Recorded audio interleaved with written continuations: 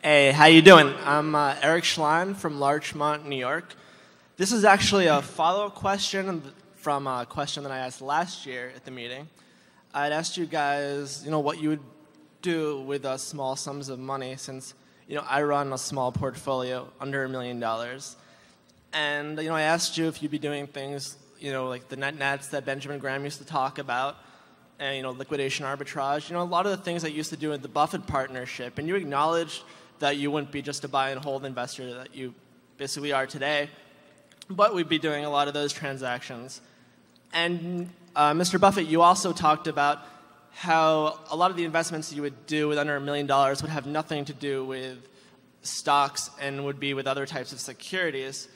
And you didn't really elaborate, neither of you really elaborated any more than that. So I guess I was wondering if you could elaborate a little bit more on how your investment strategy, back then, in reference to non-stock investments, would be different than your buy and hold strategy today. So what kind of stuff would you be doing? Maybe if you can give me a past example that you did in the 50s or the 60s, that'd be great. Thank you. Appreciate it.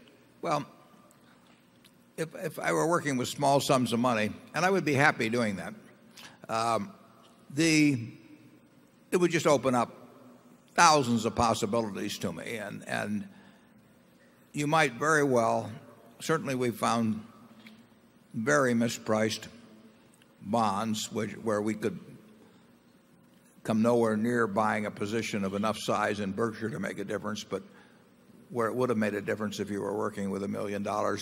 But it would be bonds, it would be stocks of both in the United States and elsewhere.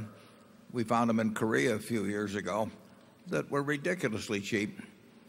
You basically had to make very significant returns, but you couldn't put big money out in it. So it could be in stocks, it could be in bonds, it wouldn't be in currencies with small amounts.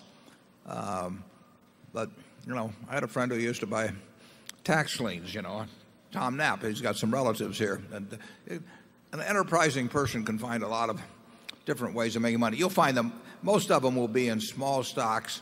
If you're working with small money, they'll be in small stocks or in some specialized bond situations. Wouldn't you say that, Charlie? Sure.